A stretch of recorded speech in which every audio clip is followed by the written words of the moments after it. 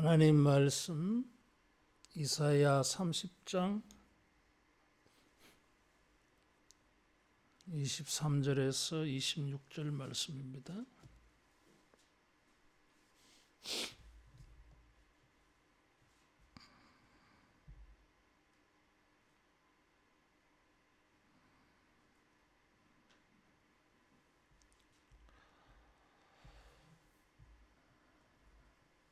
내가 땅에 뿌린 종자에 주께서 비를 주사 땅이 먹을 것을 내며 곡식이 풍성하고 기름지게 하실 것이며 그날에 내 가축이 광활한 목장에서 먹을 것이요 밭가는 소와 어린 나귀도 키와 쇠수랑으로 까부르고 맛있게 한 먹이를 먹을 것이며 크게 살육하는 날 망대가 무너질 때에 고산마다 줄령마다 그 뒤에 개울과 시냇물이 흐를 것이며 여호와께서 자기 백성의 상처를 싸매시며 그들의 맞은 자리를 고치시는 날에는 달빛은 햇빛 같겠고 햇빛은 7배가 되어 7날의 빛과 같으리라.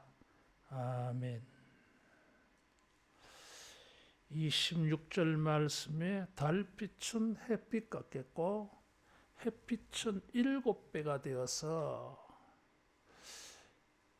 7일의 빛을 다 모은 그런 빛과 같이 될 것이다. 그래서요. 이 표현은 크게 두 가지로 해석되어집니다. 하나는 하나님께서 천지 만물을 회복하실 때에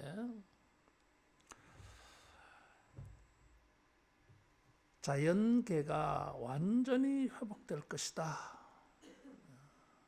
그래서 여기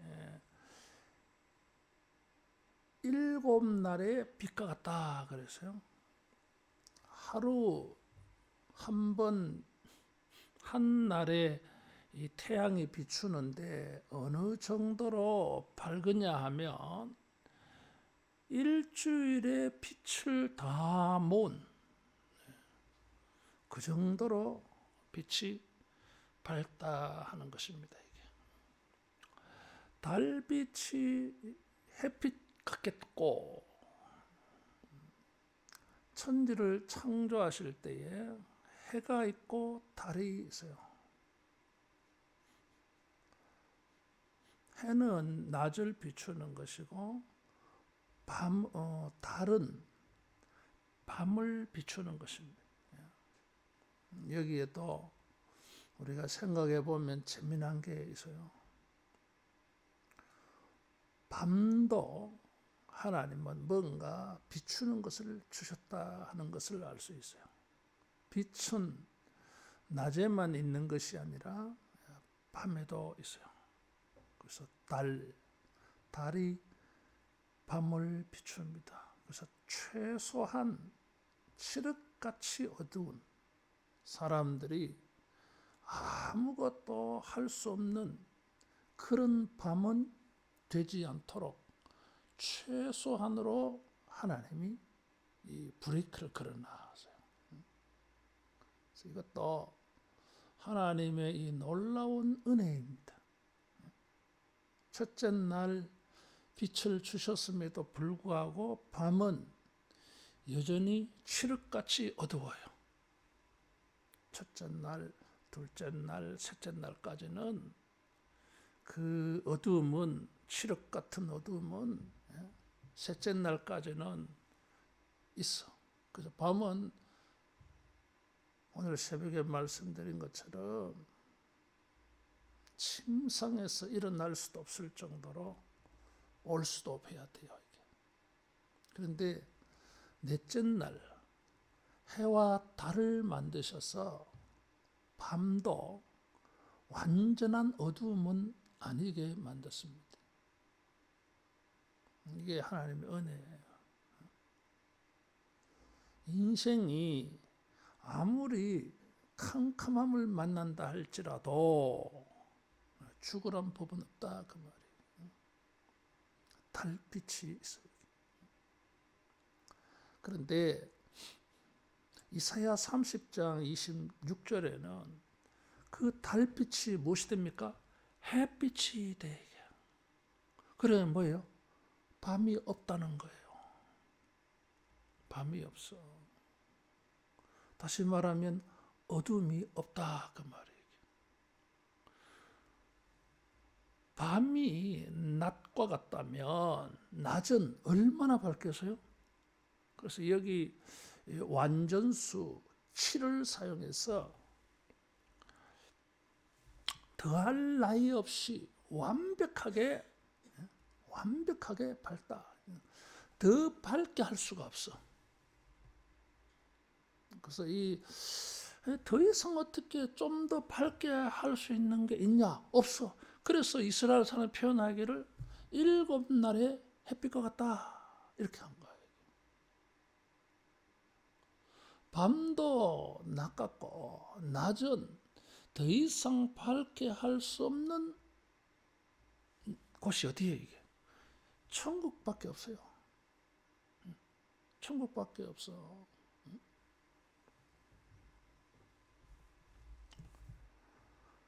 그런 요한계시록 21장 23절에 보면 천국에는 해와 달이 없어.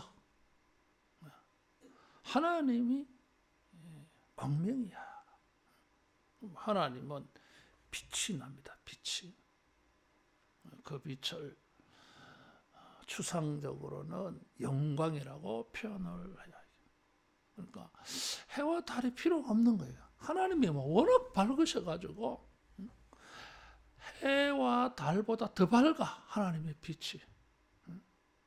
그게 천국. 어두움이 조금도 없어요. 이런 표현. 이사야가 이런 빛을, 이런 빛의 날을, 이런 빛의 세계를 본 것입니다. 비유적으로는 그러면 이것은 뭐 예수님 재림하고 천국가에 있는 빛인데 그럼 이 현세에게서는 그 전에는 그러면 아무 의미가 없는 거 아니냐 이거지.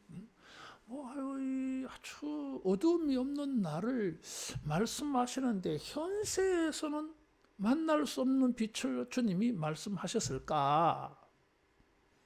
아닐 거다 이거지. 비록 물리적인 환경은 이 어두움이 있는데 마음만은 막 그지없이 밝아. 영적으로는. 고난을 당하였는데도 막 성령이 충만해가지고 저 사람이 무슨 인생의 어둠을 만났는지 뭐 천국을 만난 것 같아 이게. 성령이 충만해가. 사도행전 16장에 바울과 실라가 빌립보에 가서 전도하는데 매를 맞고 감옥에 갇혔어요. 무엇이 신났는지 감옥에서 찬송을 했어. 죄수들이 다 들었다 그래서. 지금 바울과 실라의 심령은 어떻습니까? 어둠이 없어. 성령이 충만해가지고. 바로 그런 비유적인 의미가 있다는 것입니다. 여러분, 아무리 어두워도 달빛을 주셨고 하나님의 은혜가 임할 때에는 해와 달이 필요 없을 정도로 이런 더할 나위 없이 밝은 이런 날이 있는 줄 믿으시기 바랍니다. 그래서 우리가 어둠을 만나도 이런 빛이 있어요. 이런 빛을 만나는 것을 20절, 21절에 스승이 나와요. 이게. 환난의 떡과 고생의 물을 주시나 내 스승은 다시 숨기지 아니하시리니. 환난의 떡과 고생의 물을 지금 고난이잖아요. 그런데 스승이 있어, 선생. 그래서 선생이 뭐라고 말합니까? 21절에 보면 오른쪽으로 치우치든지 왼쪽으로 치우치든지 내 뒤에서 말소리가 내 귀에 들려이르기를 이것이 바른 길이니 너희는 이리로 가라. 선생이 가르쳐줘. 이게. 이리로 가라, 저리로 가라. 그래서 그 말대로 했더니 이런 광명한 나를 만난 것입니다. 그 선생이 누구냐 하는 것이.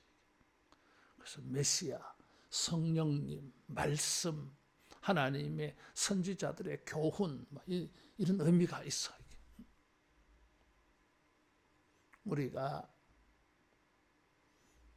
주님께로 향하고 또 주의 말씀을 듣고 행하면 여러분 환난의 뜻과 고생의 물을 마셔도 해와 달이 필요 없는 것과 같은 이런 아주 밝은 날 있을 줄로 믿습니다. 밤도 낮 같아요. 낮은 더할 나위 없이 밝아. 천국 같아. 이런 밝음을 말씀하셨다고 하는 것은 어둠이 전제잖아. 이게. 여기 20절에 환난의 뜻과 고생의 물 고난을 당했다는 것인데 이게 뭐예요? 어둠을 만난 인생의 모습이야. 이게. 어둠을 만나서 그런데 이런 것이 다 뭐예요? 해결되어져서 20절에 23절에서 이 26절의 결과가 생긴 거예요, 지금. 이런 환난의 뜻과 고생의 물을 마셨는데 이게 변화가 되어졌어. 하나님께서 얼마나 밝은 세상을 주셨는지 밝은 세상의 그 모습이 어떤 거냐. 23절에서 25절의 이 모습. 그러면 이런 밝은 날이 오기 전에는 환난의 뜻과 고생의 물을 마셨어. 왜 이런 인생에 어려움이 있었어. 그런데 이런 어려움을 26절에는 상처로 맞았어요. 맞은 자리. 상처라고 하는 것은 피부가 몸이 깨져서 부서진 것을 말해요. 그게 상처야. 맞아가지고 깨졌어. 상처와 부서진 맞은 자리라고 하는 것은 징계를 말하잖아. 그들이 환난 당한 것을 말해요. 이게 고쳐지는 날, 달빛은 햇빛 같겠고 햇빛은 7배가 되어 7날의 빛과 같으리라. 여기 고침 받는 날이에요. 이게. 그러면 고침 받기 전에는 어두움. 이 사람들은 징계를 당하였어요. 아하스 시대의 히스기야 시대가 이사야 예언의 배경이에요. 역사적 배경. 아하스 시대의 히스기야 시대의 아수르가 침략을 받았어요. 처음에는 이 르신과 베가 시리아와 북이스라엘이 연합해서 쳐들어가지고 아하스가 겁이 나서 아수르에게 도움을 청했는데 천천히 흐르는 실로아의 물을 버리고 아수르의 징흙탕 물을 가져왔다 이거지. 그래서 아하스 시대 때 어려움이 있었고 히스기야도 아수르 14만 5천의 침략을 받잖아. 이게.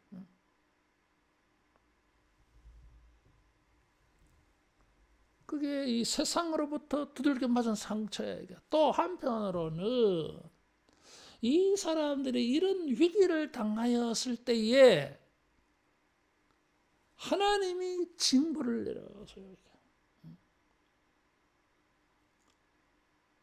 그래서 성경에 이 상처 호세아 6장에도 여호와께로 돌아가자. 하나님께서 우리를 싸매어 주시고 고쳐 주실 것이다 그래서요.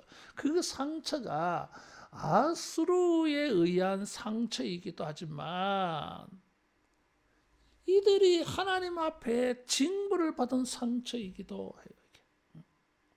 두 가지 이유 때문에 징벌을 당합니다. 28장에서 이사야 31장은 여러분 기억하셔야 돼요. 화 있을진저 6번의 화 있을진저가 나와요. 마태복음 23장에 예수님께서 화 있을진저 말씀하시잖아요. 바리새인들. 그게 이사야 28장에서 31장에 나는 화 있을진저. 어려움을 당하였을 때에 히스기야의 왕궁에서 이제 무슨 일이 일어나느냐 하면 이거 어떻게 위기를 벗어날까? 그럴 때에 애굽의 도움을 청합시다. 이런 사람들이 나타나요. 이게. 그래서 선지자 이사야를 통해서 애굽을 의지하는 사람들 화 있을진저 애굽의 도움을 청하자고 말하는 사람들 화 있을진저 그것이 28장에서 31장까지 내용.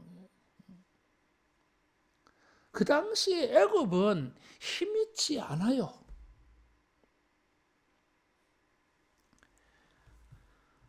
랍사게가 소리를 지를 때에 이사야 36장에 보면 랍사게가 예루살렘 성 안에 고함을 지르잖아요. 이게 애굽이 너희들을 도와줄 거라고 생각하지 말라.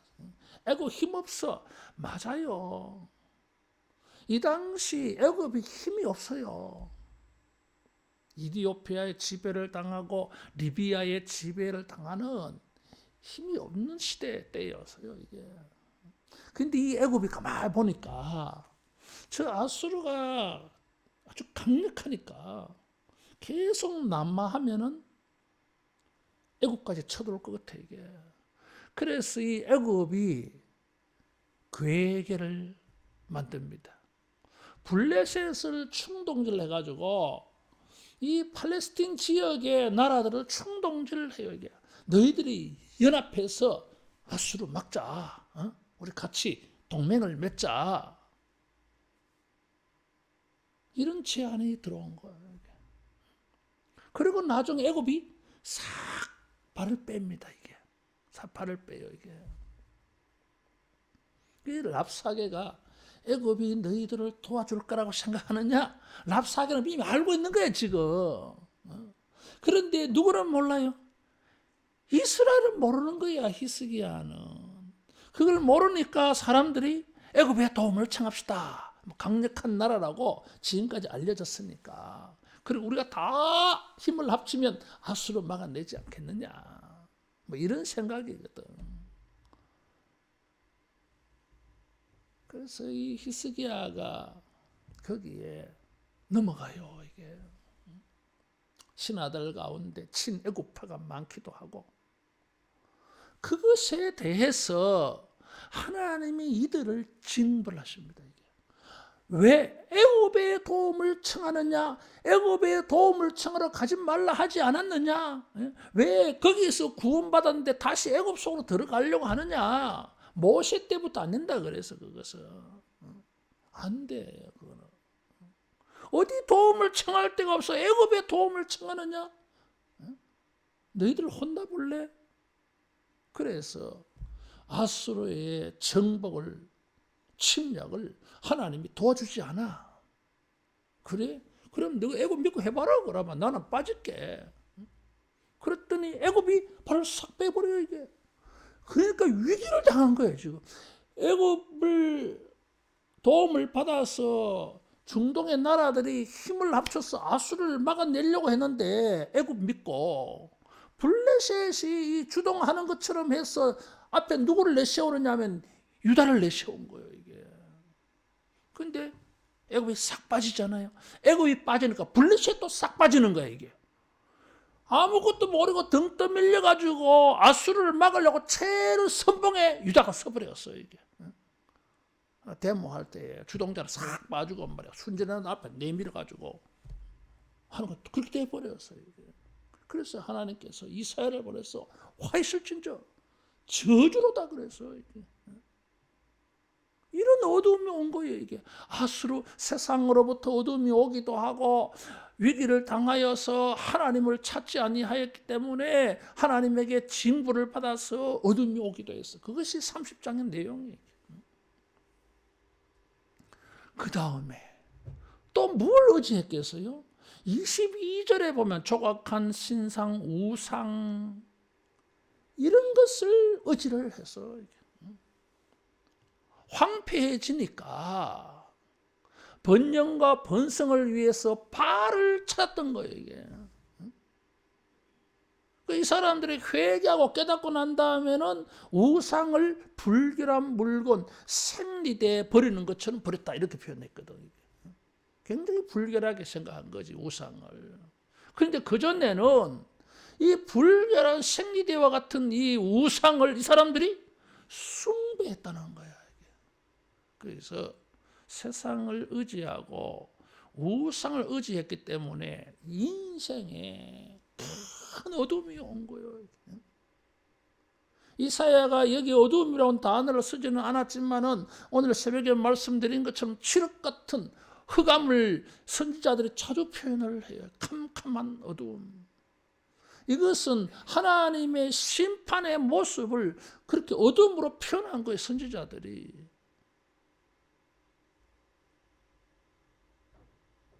광명이 없어요. 광명이 없어.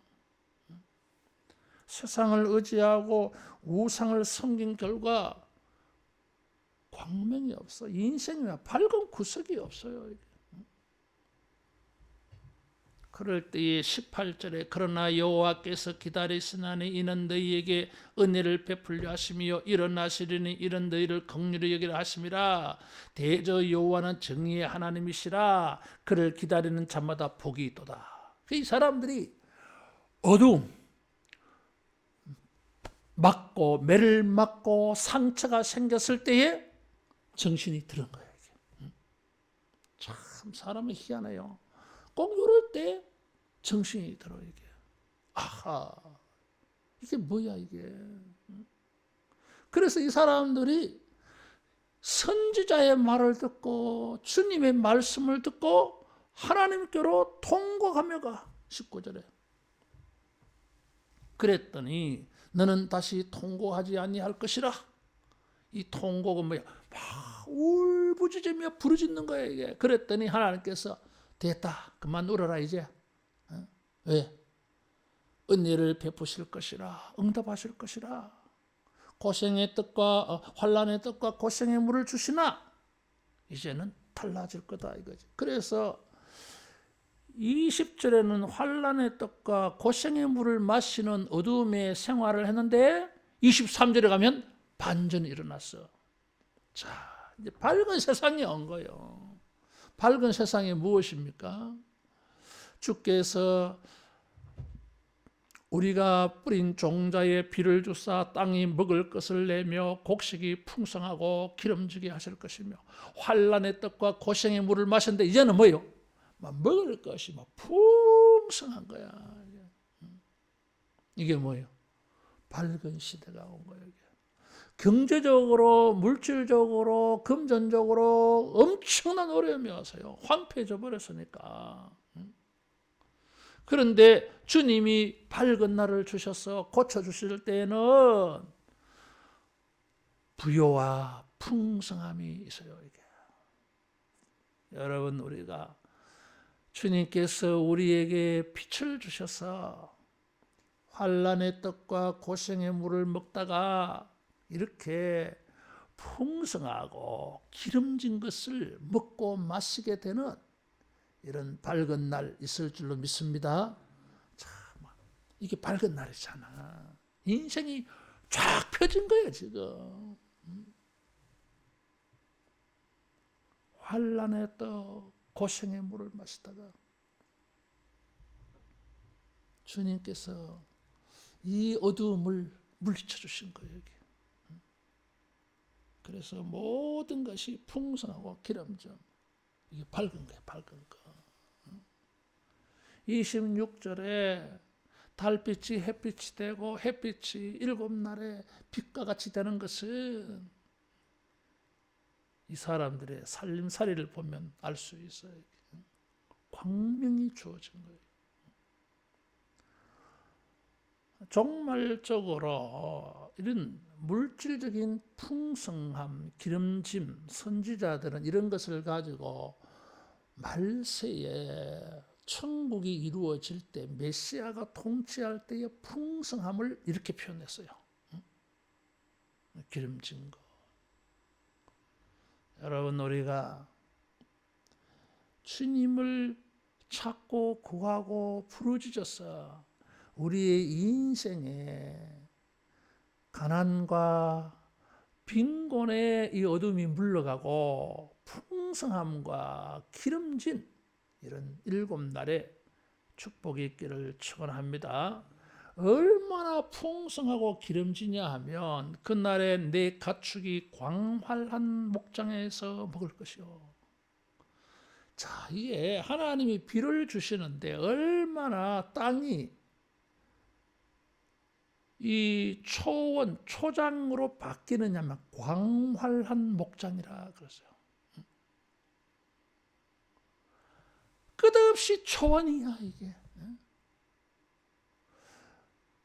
목동들이 양들에게 풀을 먹이려고 이동을 하잖아. 이게 이동. 이건 이동할 필요가 없어. 끝도 없이 초원이야. 하나님이 비를 주셔가지고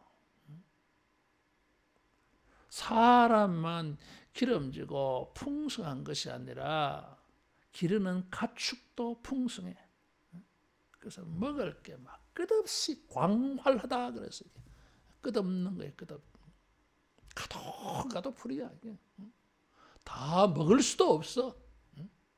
더할 나위 없이 밝은 것처럼 더 보탤 초장을 더 보탤 일이 없을 정도로 이거 다 먹지도 못해. 초원이 그렇게 농업이 있고 목축업이 있잖아. 기술이 없던 시대에 농사 말고 목축은 산업에 해당되어져요. 이게 농사만이 아니라 식량을 구하는 것 말고 사업적인 거거든. 이거는. 그래서 하나님께서 이렇게 밝음을 주실 때에 산업의 복을 주셔요. 이 당시에는 목축업이 산업입니다. 이게. 그래서 광활한 목장이에요. 그러니까 이 일과 생산의 영역이 무궁무진한 거야.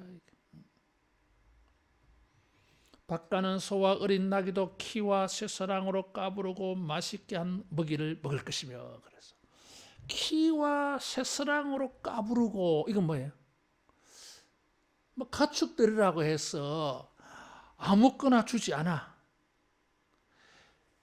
키와 쇠사랑은 이 연물을 가축들이 잘 먹을 수 있도록 만드는 도구들이야 이게. 잘 먹게 하는 도구들이야. 그러니까 가축들도 어떤 걸 먹어요? 제일 좋은 걸 먹어 이게. 전에는 먹을 풀이 없어서 황폐해져가지고. 근데 이제는 끝없는 초원이지. 먹을 게 너무너무 많지. 그러니까 뭘 먹입니까? 고르고 골라서 좋은 것만 먹인다 이런 뜻이에요. 이게. 세상에 이런 시대가 어디 있겠어요. 얼마나 기름지고 풍성한 시대면 짐승들도 아무거나 안 먹여. 제일 좋은 거 골라서 먹는다 이런 표현이. 거기다가 맛있게 한 먹이를 먹을 것이며 맛있게 한 주가 있어요. 히브리어는 소금을 쳤다. 이게 뭐예요? 요리를 한 거야. 이게 간을 친 거야. 이게. 아니 뭐 소나 나귀들 아무거나 주면 되지 뭘 뭐 개들까지 요리를 해서 주느냐 이거지. 이게 뭐 얼마나 풍성한지, 얼마나 풍성한지. 고르고 골라서 주는 것도 맛있는데 거기다가 소금까지 쳐가지고 최고로 맛있게 사람이 먹는 것처럼 그렇게 먹인다는 거야 이게. 전에는 환난의 떡과 고생의 물, 고생해서 사방에 다녀서 겨우 물을 얻었는데 마시지 못할 썩은 물이야 이게. 그런 물도 구하기가 힘들어.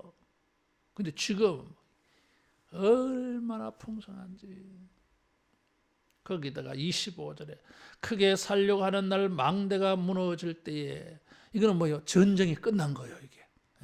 망대는 아수르가 예루살렘을 쳐들어왔을 때 랍사게가 망대를 세워서 높이 성 안으로 들어오려고 진지를 구축해서 이런 걸 하나님이 다 심판해 버려서 평화가 와서요. 전쟁이 끝나고 평화가 오니까 뭐예요? 광명한 시대잖아 이게. 얼마나 막 밝게 여겨지는지. 어두움이 다 없는 것 같아 이제 인생에. 그림자도 이제 안 보이는 시대 같아 이게. 밝은 광명한 시대. 그런데 이런 진지가 구축된 것은 높은 산이에요. 근데 그 산마다 줄령마다 이런 높은 산 꼭대기에 이제 무엇이 흐릅니까? 개울과 시냇물이 흘러.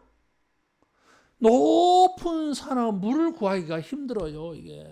근데 그런 곳까지 물이 있어. 전에는 물이 있는 곳이 아니야 거기는. 물이 있을 수가 없는 곳이야. 근데 하늘에서 비를 얼마나 내려주는지 높은 산 골짜기마다 물이, 그런 물이 온 세상을 뭐요? 기름지게 할 거 아니야. 애굽을 의지하고 우상을 의지하다가 맞아서 상처가 되었어요. 육체도 망가지고 인생살이도 망가져서 캄캄해 이게. 캄캄해 이게. 못 살 것 같아 이게. 그런데 기다리시는 하나님을 듣고 통곡하며 부르짖어서 하나님께 돌아갔을 때, 기다리시는 하나님께 돌아갔을 때에 하나님께서 이런 밝은 시대를 주셨습니다. 그래서 인생이 고침을 받아서, 여러분 어두운 인생이 더할 나위 없이 밝은 이런 인생은 누가 주십니까? 하나님만이 주실 수 있어요. 우리는 이런 어두워진 인생을 고쳐보려고 애굽도 찾고 우상도 찾고 그러면 그럴수록 어둠은 더 심해져요. 아수르의 어둠만 해도 큰 어둠인데 애굽을 의지하고 우상을 찾다가 더 어두워진 거지 뭐 이게. 이번에는 아수르만 이 사람들을 때린 게 아니고 하나님도 이스라엘을 때렸잖아요 이게. 더 어두워진 거지 뭐 이게. 더할 나위 없이 어두워진 거지 뭐 이게. 그런데 뒤늦게서라도 하나님이 우리를 기다리신 줄 알고 하나님께 돌아가서 통곡하며 부르짖었어. 회개하며 하나님의 은혜를 구하니까 19절에 예루살렘에 거주하는 백성아 너는 다시 통곡하지 아니할 것이라. 이제 통곡 안 해도 돼. 왜? 하나님께서 부르짖는 소리로 말미암아 은혜를 베푸시되 응답하시리라. 우리의 예배와 경건과 기도가 이런 우리 인생에, 우리의 삶에 더할 나위 없는 어둠을 물리치고 밤이 없는 달빛도 햇빛 같아서 밤도 낮이 되고 낮은 더할 나위 없이 천국같이 밝은 이런 광명한 시대가 열려지는 또 이런 날이 되어지는 2024년도 되기를 주의 이름으로 축원합니다. 기도하겠습니다. 빛이신 하나님 아버지, 세상의 빛으로는 우리의 어둠을 물리칠 수가 없습니다. 하나님이 비춰주셔서 우리의 가난한 어둠도 물리쳐 주시고 병든 어둠도 물리쳐 주시고 답답하고 사방으로 갈 길이 보이지 않는 어둠도 물리쳐 주셔서 주님을 구하고 찾고 두드리는 주의 백성들, 하나님만 의지하고 하나님의 도움만 바라보는 주의 백성들에게 달빛이 햇빛이 되고 햇빛은 7날의 빛과 같이 되어지는 밝은 날 허락하여 주시옵소서. 고생의 환난의 떡과 고생의 물을 마시는 어둠이 다 지나가고 기름짐과 풍성함과 하나님의 축복하시는 것이 광활한 주여 어디에 서든지도 우리의 삶의 열매를 거두는 거룩하고도 복된 축복의 강물이 흘러가는 이런 놀라운 일들로 고침받아서 우리 모두가 큰 밝음을 얻게 해 주시옵소서. 예수님 이름으로 기도하옵나이다.